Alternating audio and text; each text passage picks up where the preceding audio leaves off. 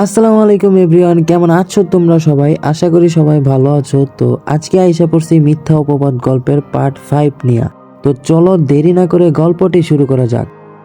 আমি কোলবালিশের সাথে বাসর না করে আমার সদ্য বিয়ে করা বউয়ের সাথে পালিয়ে যাওয়ার সিদ্ধান্ত নিলাম। কোলবালিশের সাথে বাসর করলে হয়তো গ্রিজিন বুকে আমার নাম লেখা হতো। চাঁদে যেমন প্রথম মানুষ হিসেবে পা রেখেছিলেন নীল আর্মস্ট্রং, তেমনি পৃথিবীর প্রথম কোনো মানুষ হিসেবে কোলবালিশের সাথে বাসর করে ইতিহাসের পাতায় নাম লেখাতে পারতাম। কিন্তু তখন আমার বেঁচে থাকা হতো না, তাই বাঁচার জন্য ইতিহাসের পাতায় নিজের নামটা লেখালাম না। তবে এটাও বা কম কিসে, বাসর না করে বউয়ের সাথে বাসর রাতে পালিয়ে যাচ্ছি। এমনটা কি কখনো হয়েছে আগে? বিয়ের রাতে জামাই বউ বাসর না করে পালিয়ে গিয়েছে। ভাগ্য সুসম্পন্ন থাকলে এটাও হয়তো ইতিহাসের পাতায় রূপায় অক্ষরে লেখা হতে পারে। প্রিহার কথা মতো আমি তার পেছনে পেছনে যাচ্ছি। বাসার সবাই ঘুমিয়ে গেছে, একটা কাকপক্ষীও জেগে নেই। তবুও খুব সাবধানে বাড়ির সীমানাটা পার করলাম আমরা। প্রায় 1 ঘন্টার মতো দুজন হাঁটলাম। এই সময়টাতে আমাদের দুজনের মাঝে বিশেষ কোনো কথা হয়নি। নিরাপদ একটা জায়গায় এসে স্পৃহা প্রথম যে কথাটা বলল সেটা হলো, আপনি চাইলে চলে যেতে পারেন এখন।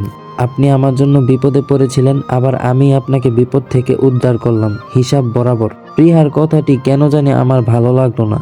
এভাবে কেউ কাউকে চলে যেতে বলতে পারে? আর তাছাড়া সে তো আমার বিয়ে করা বউ, হোক না সেটা পরিস্থিতির শিকার, তবুও তো আমরা দুজন এখন স্বামী স্ত্রী। আমার তার উপর খুব জোর খাটাতে ইচ্ছে করলো, কিন্তু কোনো এক অদৃশ্য বাধার কারণে সেটা পারলাম না। আমি খুব নরম হয়ে সরল গলায় বললাম, এত রাতে আপনি জনমানব শূন্য স্থানে ভয় পাবেন না? আর বলা তো যায় না কখন কে এসে ঝাঁপিয়ে পড়ে। দেশের অবস্থা তো জানেনই, যেই হারে ধর্ষণ হচ্ছে, তার উপর আবার আপনি অনেক সুন্দরী। আপনার উপর থেকে নজর সরানো অনেকটা টাফ। তাই বলছিলাম আরেকটা বার ভেবে দেখেন, সত্যিই কি আমি চলে যাব নাকি আপনার সাথে থেকে যাব? আমার কথা শুনে স্পৃহা আগের স্বাভাবিক অবস্থা থেকে কিছুটা হলেও ভয় পেল। তাই আমাকে বলল, আচ্ছা ঠিক আছে, তবে সকাল হলেই আমাদের দুজনের রাস্তা আলাদা হয়ে যাবে, মনে থাকে যেন। আমি তার কথা শুনে হ্যাঁ না কিছুই বললাম না, শুধু মাথা নাড়ালাম। সারা রাত স্পৃহার সাথে কাটালাম আমি। অনেক কথা বললাম তাকে, আমার জীবনের অতীতের বেদনাদায়ক দিনগুলোর কথা তাকে শোনালাম। তবে সে এক মুহূর্তের জন্য আমার জন্য মন খারাপ করলো না, বরং সে তার বয়ফ্রেন্ডকে নিয়ে চিন্তায় পড়ে গেল। কারণ সারা রাত ফোনের পর ফোন দিয়েও তাকে খুঁজে পাওয়া যাচ্ছে না। আজ 2 দিন হলো তার ফোন বন্ধ। সকালে যখন তাকে আমি বললাম, তাহলে কি আমি এখন চলে যাব? যেহেতু এখন আর আমাকে আপনার প্রয়োজন নেই, আমি থেকেই বা কি করব? তখন সে রাগী কণ্ঠে বলল, চলে যাবেন মানে? আমি কি আপনাকে চলে যেতে বলছি? আপনি আমার সাথে ততদিন থাকবেন যতদিন না আমি আমার বয়ফ্রেন্ডকে খুঁজে পাচ্ছি।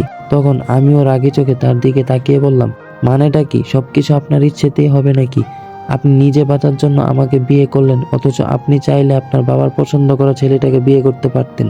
তাহলে আর আমাকে এত ঝামেলায় পড়তে হতো না। এখন আবার বলছেন আপনার কথা শুনতে হবে, মগের মূল্যক নাকি? তখন স্পৃহা বলল, হ্যাঁ আমার কথাই শুনতে হবে, কারণ আমি আপনার বিয়ে করা বউ। আর বউয়ের কথা জামাই শুনবে না তো কে শুনবে? বয়ফ্রেন্ডের সাথে দেখা করব, আপনাকে ডিভোর্স দিব, তারপর আপনার যেখানে ইচ্ছা সেখানে চলে যাবেন, আমি কিছু বলবো না। তবে যতদিন আপনি আমার বিয়ে করা স্বামী, ততদিন আমার সাথে থেকে আপনাকে আমার বয়ফ্রেন্ডকে খুঁজে বের করতে সাহায্য করতে হবে। এই সময়ে যে মেয়েটা মজা করবে আমি কখনো ভাবিনি। অবশ্য প্রথমবার কথা বলেই বুঝেছিলাম মেয়েটা সিরিয়াস মোডে মজা করতে ভালোবাসে, তাই হয়তো এমন করেছে। আমিও মজা করে বললাম, বলে বলে আমার সোনা বউটা রে, এতই যদি জামাই জামাই বলেন তাহলে নিজে বাসন না করে কোলবালিশে এগিয়ে দিয়েছিলেন কেন? তখন স্পৃহা হেসে বলল, আমার বয়ফ্রেন্ড আছে তাই। বয়ফ্রেন্ড থাকতে জামাইয়ের সাথে বাসর করাটা কেমন দেখায় না? খুব খারাপ দেখায় এটা, তাই আপনাকে কোলবালিশে গিয়ে দিয়েছিলাম। আপনি করেই দেখতে পারতেন। বিয়ে করার আগ পর্যন্ত তো ছেলেরা কোলবালিশের সাথে বাসর করে, বউ পেয়ে নিজের প্রথম বউ কোলবালিশকে একমাত্র ছেলেরাই ভুলে যেতে পারে। আপনিও তেমন একজন স্বার্থপর জামাই যে বউ পেয়ে কোলবালিশকে ভুলে গেলেন। স্পৃহা প্রথম এভাবে হাসলো আমার সামনে। তার হাসিটা জানান দিচ্ছে এর থেকে সুন্দর হাসি কারো হতে পারে না। আমি তার হাসিতে মুগ্ধ না হয়ে পারলাম না। তবে হেসে হেসে যে মেয়েটা এত মজা করে কথা বলতে পারে আমার জানা ছিল না। আমি মজার ছলে বললাম, আর জামাই থাকতে বুঝি বয়ফ্রেন্ডের কাছে চলে যাওয়াটা খুব ভালো দেখায়? আপনি আমাকে বলেন তো, জামাই আগে না বয়ফ্রেন্ড আগে? তখন স্পৃহা বলল, অবশ্যই আগে বয়ফ্রেন্ড, সেজন্যই তো জামাই রেখে বয়ফ্রেন্ডের কাছে যাচ্ছি। তখন আমি বললাম, এটা আপনার ভুল ধারণা। জামাইকে বেশি ভালোবাসা উচিত। বয়ফ্রেন্ড তো আর আপন কেউ না, যে কোনো সময় খাঁচা থেকে উড়াল দিতে পারে, কিন্তু জামাই কখনো চাইলেই খাঁচা থেকে উড়াল দিতে পারবে না। তখন সে বলল, এইভাবে আগে না। আমি বললাম, তাহলে কিভাবে? তখন সে বলল, ডিম থেকে যেমন মুরগি হয় তেমনই ঠিক বয়ফ্রেন্ড থেকে জামাই হয়, তাই জামাইয়ের আগে বয়ফ্রেন্ড।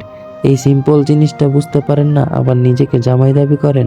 আমি মেয়েটার কথা শুনে স্যামসাং ফোনের মতো হ্যাং হয়ে গেলাম। কিছু সময় স্তব্ধ হয়ে দাঁড়িয়ে রইলাম। তখন সকাল 8টা বাজে। অনেকটা সময় পর দুজনের নীরবতা ভেঙে স্পৃহা বলল, ওর ফোন তো এখনো অফ, কি করি বলেন তো, অনেক ক্ষুধাও লেগেছে। ওর কথা শুনে মনে হলো আমারও অনেক ক্ষুধা লাগছে। এই যে রাতে বাসায় খেয়েছিলাম তাও তৃপ্তি নিয়ে খেতে পারিনি, তারপর বিয়ে বাড়িতেও খাওয়ার ইচ্ছে ছিল না। ওই রকম বিয়েতে বর কি পেট ভরে খেতে পারে? পারে না, আমিও পারিনি। তাই আমি দুজনের ক্ষুধা নিবারণের জন্য বললাম, চলেন সামনে কোথাও খেয়ে নেই, আমারও প্রচন্ড ক্ষুধা পেয়েছে। ফুটপাতের একটা হোটেলে আমরা দুজন হালকা নাস্তা করলাম, কারণ হোটেলগুলোতে এখনো ভাত হয়ে সারেনি। নাস্তা করতে করতে প্রায় 9টা বেজে গেল। হোটেলে কিছু সময় রেস্ট নিয়ে বাইরে বের হওয়ার পর বুঝলাম ঝাপসা গরম চালিয়েছে। এই ঝাপসা গরমে বেশি সময় রোদের মধ্যে থাকলে ডিম সিদ্ধ হতে হবে, কিন্তু এছাড়া কিছু করারও নেই, কারণ স্প্রিয়া এখনো তার বয়ফ্রেন্ডের সাথে যোগাযোগ করতে পারেনি। আমিও কাউকে ফোন দেইনি, কারণ আমার কথা সবাই জেনে গিয়েছিল। এখন যদি আবার একটা মেয়েকে আমার সাথে দেখে তাহলে আমাকে খারাপ না ভাবার কোনো কারণ থাকবে না। তাই আর কাউকে ফোন করে নিজেকে খারাপ প্রমাণ করতে চাইনি। 10টার দিকে স্পৃহা আর সহ্য করতে পারলো না, মনে হলো ডলতে ডলতে মাটিতে পড়ে যাবে। বেশি সুন্দরী মেয়েদের এই একটা সমস্যা, তারা রোদের মধ্যে বেশিক্ষণ থাকতে পারে না। স্পৃহা শুধু আমাকে বলল, আমি আর 10 মিনিট এখানে থাকলে মাথা ঘুরে পড়ে যাব, প্লিজ বিশ্রামের জন্য কিছু একটা করুন। আমি কি করব কিছুই বুঝে আসছিল না। হঠাৎ করে সামনে একটা আবাসিক হোটেল চোখে পড়লো। আমি স্পৃহাকে নিয়ে হোটেলে 24 ঘন্টার জন্য একটা রুম নিলাম। হোটেলের ম্যানেজার আমার দিকে আর চোখে চেয়ে বলল, কোনো কিছু লাগলে বলবেন স্যার, মেয়েটা কিন্তু জোস।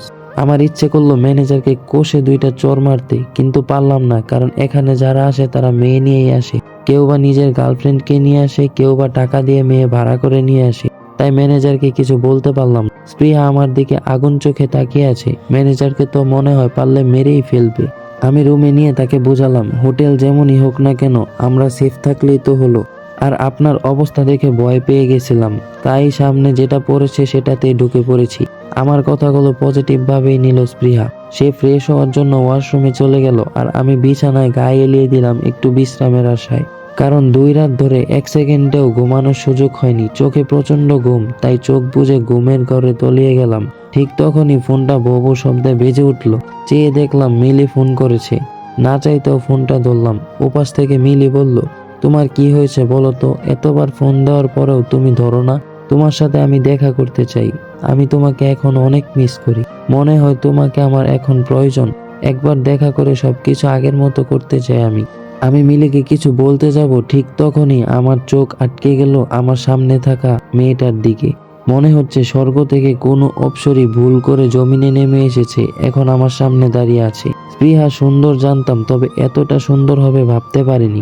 বিয়ের সাজে মেয়েটার দিকে ভালো করে তাকানোর সুযোগ হয়নি কখনো, কিন্তু আজ যখন বিয়ের সমস্ত সাজ ধুয়ে মুছে নতুন ভাবে আমার সামনে দাঁড়িয়ে আছে, ঠিক তখন আমি বুঝতে পারলাম তার সৌন্দর্যের গভীরতা। স্পৃহার দিকে তাকিয়ে মনে হলো পৃথিবীর সবচাইতে সুন্দর মানুষটা আমার সামনে দাঁড়িয়ে আছে এখন। ভেজা চুলে মেয়েটাকে অনেক বেশি সুন্দর লাগছে। মিলি ওই দিক থেকে সমানে চিল্লিয়ে যাচ্ছে, কিন্তু আমার কানে মিলির আওয়াজ খুব একটা গুরুত্ব পাচ্ছে না। আমার চোখ গুরুত্ব দিচ্ছে স্পৃহার সৌন্দর্যটাকে। মিলি যখন বারবার বলছিল, কি হলো তুমি কথা বলছো না কেন, আমি কি বলেছি তুমি শুনতে পাওনি, তখন আমার কি হলো আমি জানি না। নিজের অজান্তে মিলিকে বলে ফেললাম, আমি বিয়ে করেছি, আমার বউ আছে, এখন রাখি, বাই। আমার কথা শুনে মনে হলো স্পৃহা আমার দিকে এগিয়ে আসছে।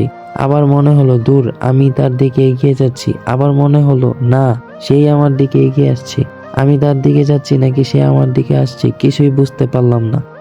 তো গাইস, আজকের পার্ট 5 এখানেই শেষ করতেছি। যদি গল্পটি ভালো লাগে তাহলে অবশ্যই কমেন্টে জানাবে এবং পরবর্তী পার্ট নিয়ে আসার জন্য কমেন্ট করবে। আর যদি আমার চ্যানেল নতুন হয়ে থাকে তাহলে অবশ্যই আমার চ্যানেলটি সাবস্ক্রাইব করে পাশে থাকা বেল আইকনটি বাজিয়ে দেবে, যেন পরবর্তী সকল গল্প সবার আগে তোমার কাছে পৌঁছে যায়। ধন্যবাদ সবাইকে।